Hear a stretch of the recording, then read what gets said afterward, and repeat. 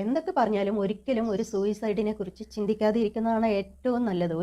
അത് ചെയ്തിട്ട് ഒരു കാര്യമില്ല. നിങ്ങൾ ജീവിതത്തിൽ നിന്ന് ഒളിച്ചോടുക എന്നല്ലാതെ അതുകൊണ്ട് നഷ്ടങ്ങൾ ഉണ്ടാകുന്ന ഒരുപാട് വേറെ ആരുമില്ല കൂടുതലും. മക്കളുണ്ടെങ്കിൽ മക്കൾ തന്നെ. അല്ല നിങ്ങൾ ഒറ്റയ്ക്കാണെങ്കിൽ പിന്നെയും പോട്ടെ. എങ്കിലും നിങ്ങൾ എന്തിനാണ് ഒരു സൂയിസൈഡിനെ കുറിച്ച് ആലോചിക്കുന്നത്? നിങ്ങൾക്ക് ഡിവോഴ്സ് ചെയ്ത് അല്ലെങ്കിൽ ഡിവോഴ്സ് കിട്ടിയില്ലെങ്കിൽ സെപ്പറേറ്റ് ആയിട്ട് ജീവിക്കാമല്ലോ. ജീവിച്ച് പഠിച്ചവരാണെങ്കിൽ ഒരു ജോലിക്ക് പോവുക, ഒരു ജോലി നേടിയെടുക്കുക, സുഖമായി ജീവിക്കുക, ശരിയായ ഒരു പാർട്ട്ണറെ പിന്നെ കണ്ടെത്തുകയാണെങ്കിൽ അപ്പോൾ ഒരു മാരേജിനെ കുറിച്ച് ചിന്തിക്കുക.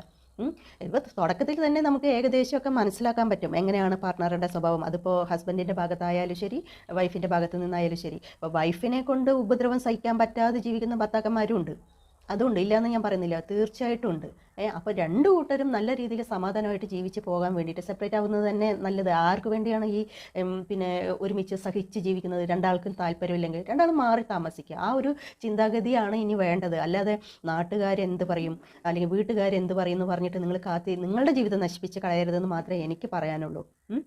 ഇപ്പോൾ ആഭരണങ്ങളൊക്കെ ഈ ഒരു ഈ ഒരു പിന്നെ അപ്രോച്ചൊക്കെ മാറണം. ഈ ഭാര്യയുടെ വീട്ടിൽ നിന്ന് കൊണ്ടുവന്ന ആഭരണങ്ങൾ ഭർത്താവിൻ്റെ വീട്ടുകാർക്കുള്ളതാണ്. ഭർത്താവിൻ്റെ വീട്ടുകാരാണ് സൂക്ഷിക്കേണ്ടത്, ഭർത്താവിൻ്റെ അമ്മയാണ് സൂക്ഷിക്കേണ്ടത് എന്നൊക്കെ തിരുത്തി എഴുതേണ്ടത് നിങ്ങൾ പെൺകുട്ടികളാണ്. അങ്ങനെയൊന്നുമില്ല. നിങ്ങളുടെ വീട്ടുകാർ തന്ന ആഭരണങ്ങൾ നിങ്ങൾക്കുള്ളതാണ്. നിങ്ങളാണ് അതിൻ്റെ പൂർണ്ണ അവകാശി. നിങ്ങൾ പറഞ്ഞാൽ മാത്രമേ കൊടുക്കാൻ പാടുള്ളൂ. നിങ്ങളുടെ സമ്മതത്തോടു കൂടി മാത്രമേ അവർക്ക് അതിൽ തൊടാൻ അധികാരമുള്ളൂ. അല്ല അപ്പോൾ നിങ്ങളുടെ ആഭരണങ്ങളും നിങ്ങളുടെ സ്ത്രീധനവും കിട്ടി കല്യാണം കഴിച്ചു കൊണ്ട് പോകുന്ന ആളെ നിങ്ങൾ എന്തിനു മൈൻഡ് ചെയ്യണം? അവർ നിങ്ങളുടെ ചിലവിലാണ്, അവരുടെ കുടുംബവും നിങ്ങളുടെ ചിലവിലാണ് ജീവിക്കുന്നത്. പിന്നെ നിങ്ങൾ എന്തിനാ അവരെ പേടിച്ച് ജീവിക്കേണ്ട ആവശ്യം? അവരെ പേടിച്ച് ജീവിക്കേണ്ട ആവശ്യമൊന്നുമില്ല. അത് നിങ്ങൾ പെൺകുട്ടികളെ വളം വെച്ച് കൊടുത്തിട്ടാണ്. അവരെ പേടിച്ച് ഇരുന്ന് വളം വെച്ച് കൊടുത്തിട്ടാണ്. അതിൻ്റെ ആവശ്യമില്ലാതെ അവരെ ഉപദ്രവിക്കണം, മിരട്ടണമെന്നോ ഒന്നുമല്ല ഞാൻ പറയണത്. പക്ഷെ നിങ്ങളുടെ നിങ്ങളുടെ അമ്മയും അച്ഛനും തന്ന മുതൽ നിങ്ങൾക്കുള്ളത് തന്നെയാണ്. നിങ്ങളുടെ സമ്മതം കൂടാതെ അവർക്ക് കൊടുക്കേണ്ട ആവശ്യമൊന്നുമില്ല. തുടക്കത്തിലൊന്നും കൊടുക്കേണ്ട ആവശ്യമേ ഇല്ല.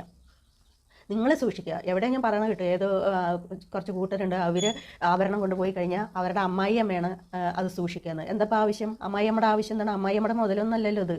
നിങ്ങളുടെ അമ്മയും അച്ഛനും തന്ന മുതലാണ്. അത് അമ്മായിയമ്മ സൂക്ഷിക്കേണ്ട ആവശ്യമൊന്നുമില്ല. നിങ്ങൾ തന്നെ സൂക്ഷിച്ചാൽ മതി.